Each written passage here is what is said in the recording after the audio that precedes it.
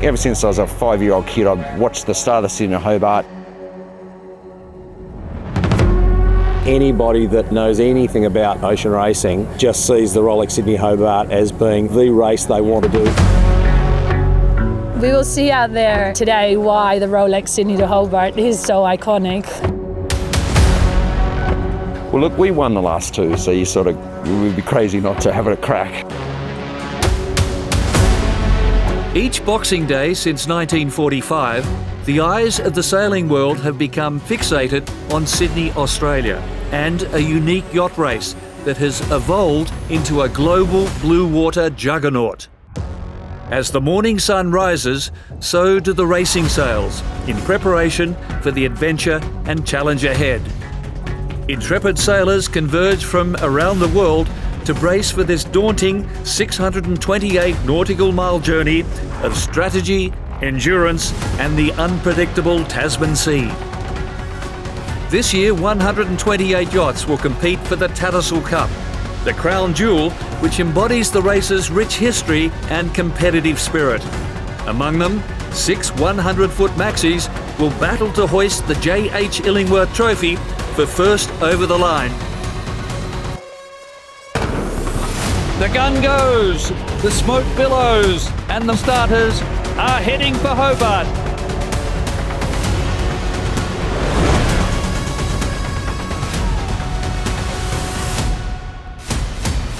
Law Connect has got the honours to be first around the turning mark. David Witt said that he wouldn't be surprised if the 100-footers are together in the River Derwent at the end of the race. Law Connect is at the second turning mark. First to sea.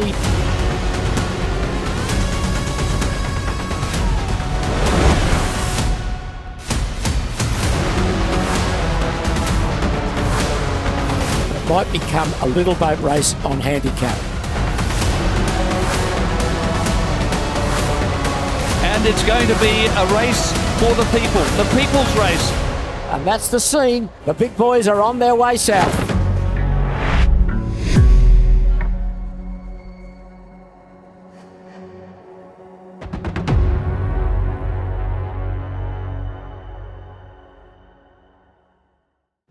Each Boxing Day, Sydney Harbour undergoes a nautical eruption.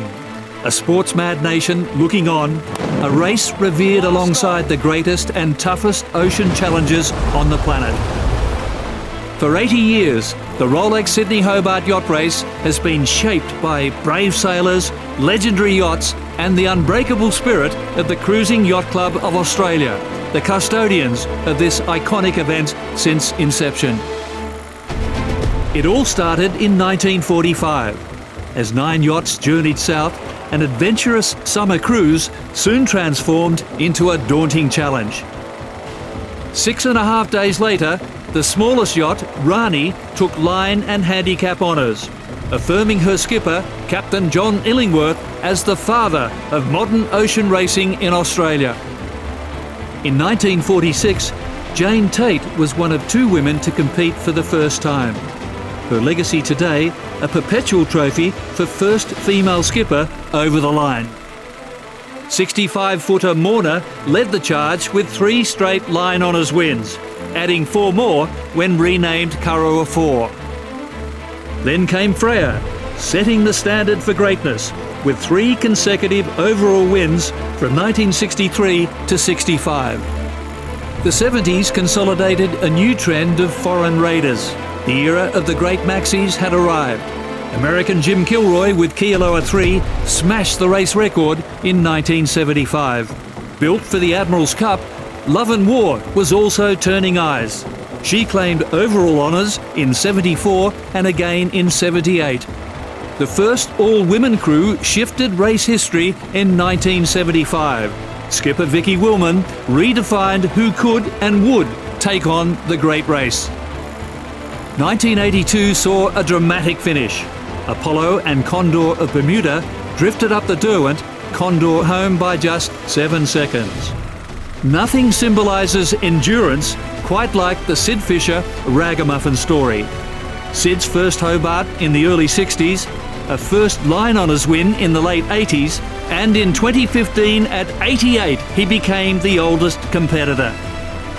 The 1990s saw some arduous conditions and changed the race forever. The 50th anniversary fleet in '94 attracted a record 371 starters. Local maxi, Tasmania, claimed the state's first and only line honours win.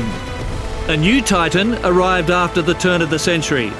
Bob Oatley's Wild Oats 11 dominated across the next 2 decades, securing a staggering 9 line honours wins.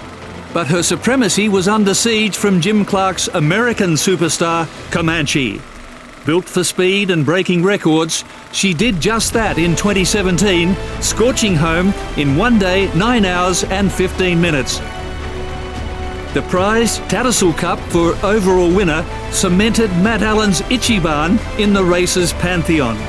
3 overall victories from 2017 to 21 equalled Freya and Love and War. Across 9 decades, this race has inspired all those who dare to face the fierce Tasman Sea. From pioneers to modern gladiators. Every story, every milestone, every finish has led to this moment. The anticipated epic contest for line honours did not disappoint and was off to a flying start. The 80th Rolex Sydney Hobart christened with one of the fastest ever harbour exits. But the first reality check was soon apparent. The prevailing fresh southerly, accompanied by unfriendly seas, greeted the fleet when they turned right. The prospect of gruelling and prolonged upwind sailing took immediate effect. The body and boat-breaking conditions would see early retirements from both the maxi and smaller yacht ranks. There was no let-up. The expected early attrition saw 5 yachts forced to retire on the first night, including 2 maxis, Maritimo 100 with electrical problems and Wild Thing 100 due to rigging damage. Heartbreak for Grant Warrington and his crew, as Law Connect and Master Lock Comanche continued their tight battle south into Bass Strait. Very disappointing this morning. About 3:30, we were trying to repair a problem with a runner. We kept breaking runner tails, so a lot of effort. You know, it's a tough race, isn't it? The first 36 hours were tough and unforgiving. With no threat to the race record, success in this 80th anniversary race would come down to a test of boat survival while still pushing the limits. The 2025 race certainly compares with some of the toughest conditions experienced in the Blue Water Classic. The second night saw retirements grow dramatically as the fleet sailed south in survival mode.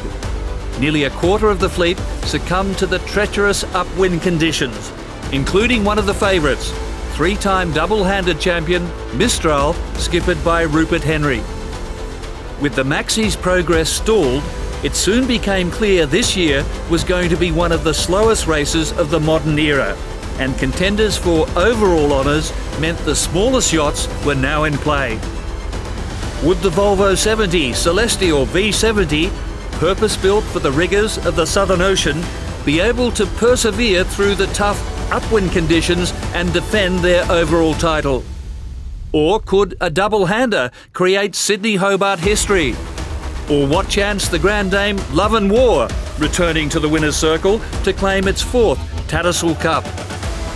The third day saw a dramatic shift in conditions as the daunting southerly finally expired and the calm seas took hold, restarting the Maxis into what became a match race battle down the east coast of Tasmania. The defending 2-time Line Honours champion, Law Connect, was not immune from damage as the crew faced a tear to the mainsail in the early hours of December 28. If you look at all the things that went wrong, their ability to fix the issues under pressure is just incredible. You know, and this is an environment where I can't even stand up, I'm that sick, and they can crawl underneath the boat and fix main sheet rips and do all sorts of things. It's amazing. Cut and paste patchwork by the crew did the trick, and although wounded, she rejoined the fray, maintaining contact with her maxi rivals. SHK Scallywag 100 took the lead, albeit briefly, as Masterlock Comanche chose to defend the shoreline and wait for breeze. Could Scallywag's Australian skipper David Witt finally be able to claim his lifelong dream of Sydney Hobart line honours? As the breeze filled in late morning, suddenly we had a boat race. The Maxis duelled down the east coast of Tasmania, with 3 of the 100-footers racing within 1 nautical mile of each other. Arguably the best fleet of Maxis ever assembled.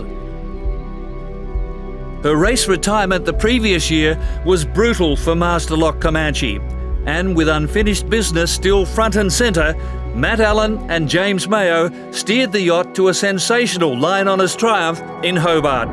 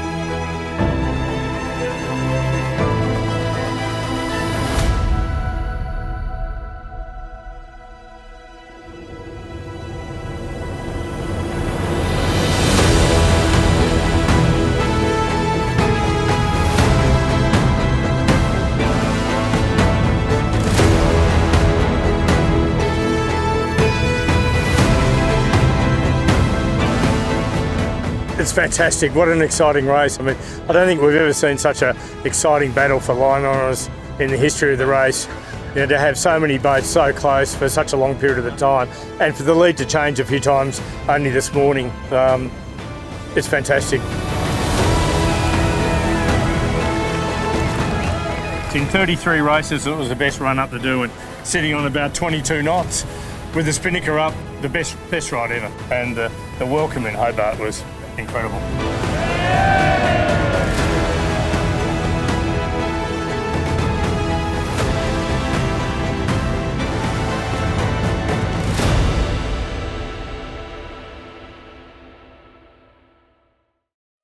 47 minutes astern was Christian Beck's Law Connect, followed by SHK Scallywag 100, the American 88-footer Lucky, and then fifth over the line and nearly 3 hours behind Comanche, 9 times Line Honours victor, Palm Beach 11, all taking advantage of the fresh afternoon nor'easter to secure 5 maxis in Hobart before nightfall.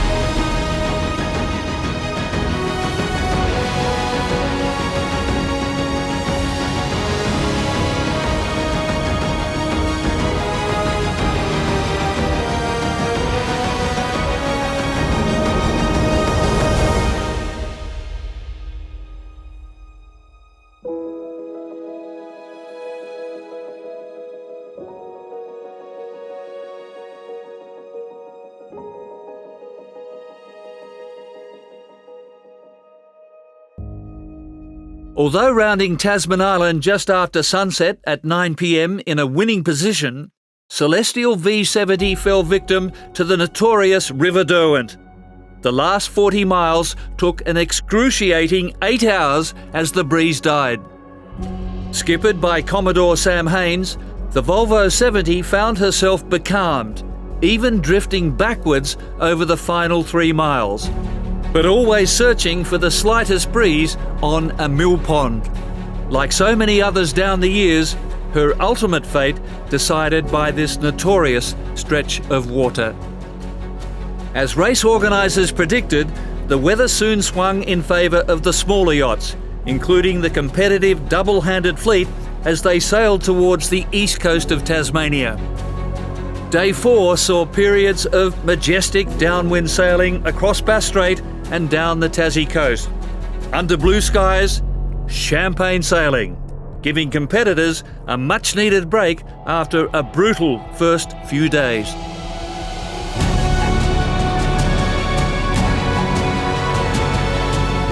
Further ahead, the frustration endured for the next group of larger boats. Late on day 4, No Limit led from the Dutch entry Aragon and the 52s Callisto and Smuggler as they continued their 4-way tactical battle in the failing breeze. The conditions, it was good. Adrienne Callan, our navigator, she broke up our race into sort of 5 sections. Section 1 being coming down the New South Wales coast in pretty horrendous upwind conditions. And then I think, the last part, which is Section 5, is coming into Storm Bay and then up into the Derwent. And then I guess the battle with Callisto is pretty cool. They parked and we sailed around them and then just had a really good battle all the way to the finish.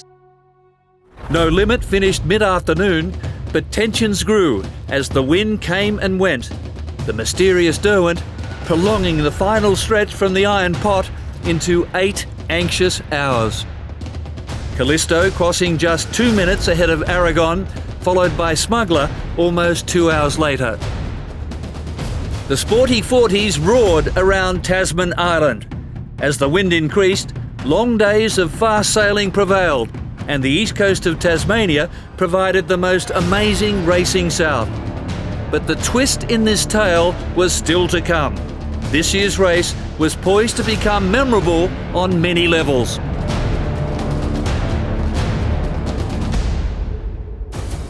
Turning to day 5, the double-handers leapt towards the finish line. The fleet of dynamic duos would go on to claim 7 of the top 10 spots overall.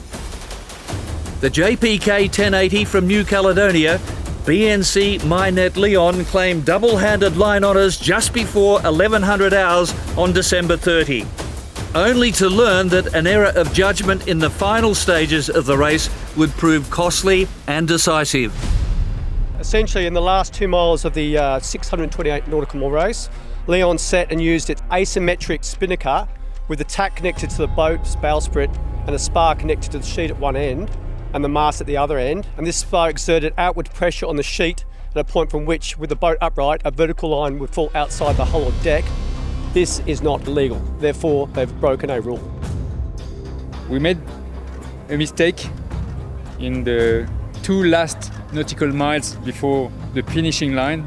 We didn't know we were breaking a rule, as we didn't know this rule. But we left the penalty decision to the international jury. The international jury has imposed a time penalty of 1 hour and 5 minutes.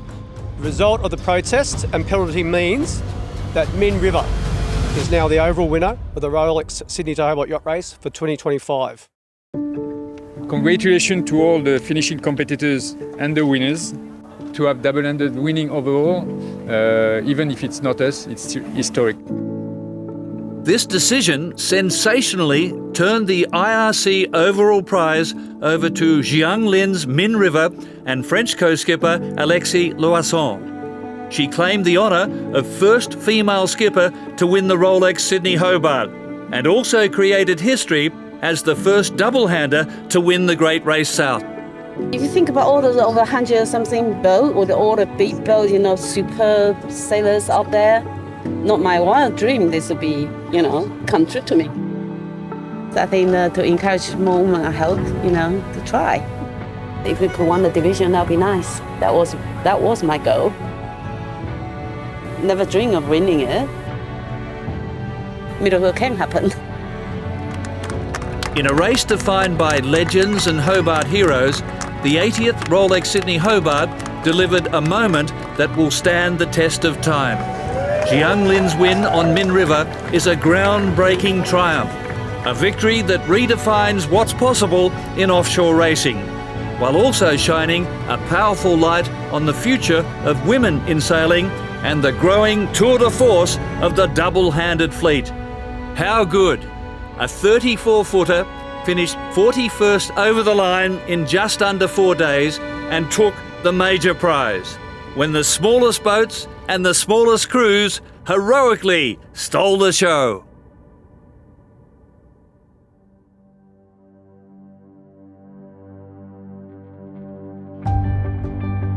Min River, Jiang Lin and Alexis Loiseau.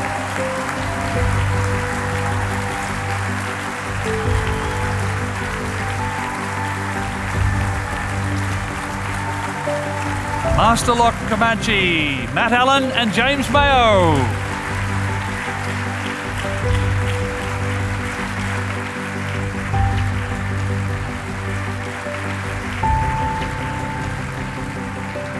Celestial V70, Dr. Sam Haynes.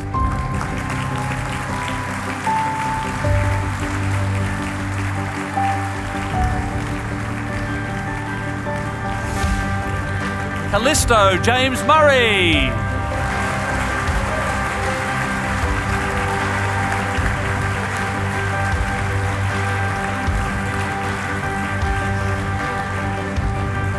Damien King, MRV.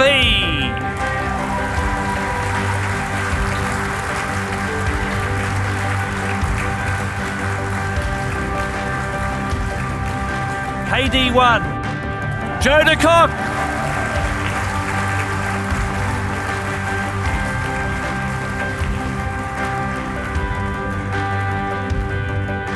Bacchanal, Ron Epstein.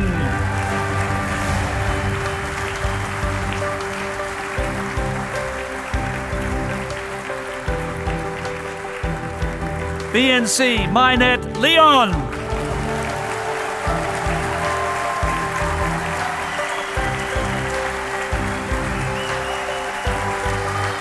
Min River, Jiang Lin and Alexis Loiseau.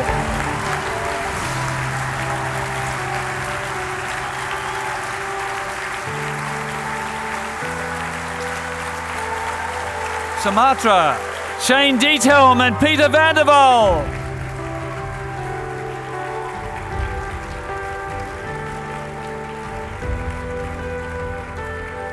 BNC, Minette, Leon.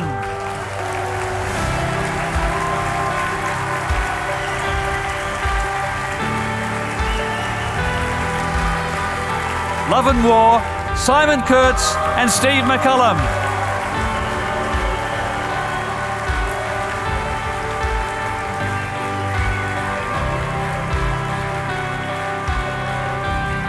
Bacardi, Brett Avery.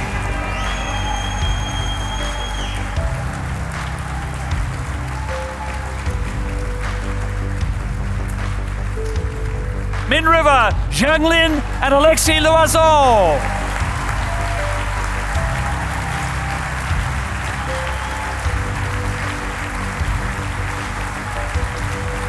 BNC, Minette, Leon.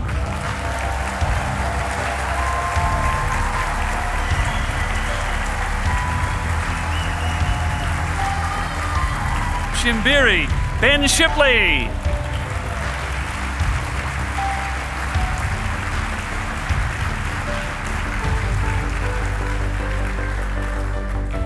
Cyan Moon, Wayne Arnold Seward.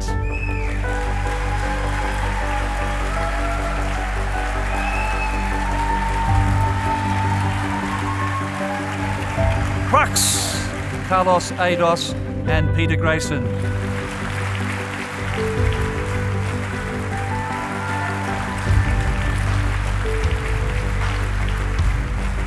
Mondo, Lisa Callaghan.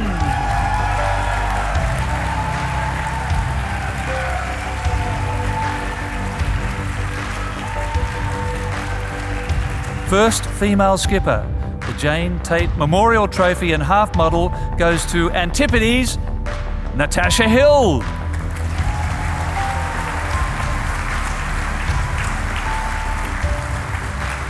The first all-female crew on IRC, the Barbarian Trophy. They were the only female crew and they all dived into the water when they finished. First Light, Elizabeth Tucker.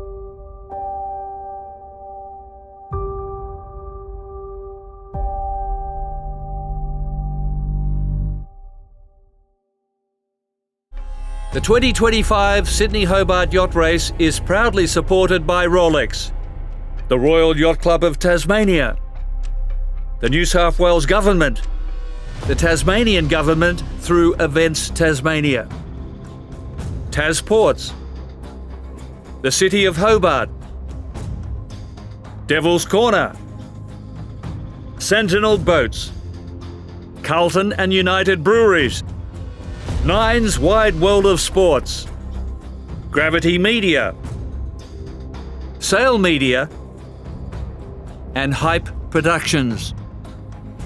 The race organisers, the Cruising Yacht Club of Australia, would like to thank all partners of the 2025 Rolex Sydney Hobart Yacht Race.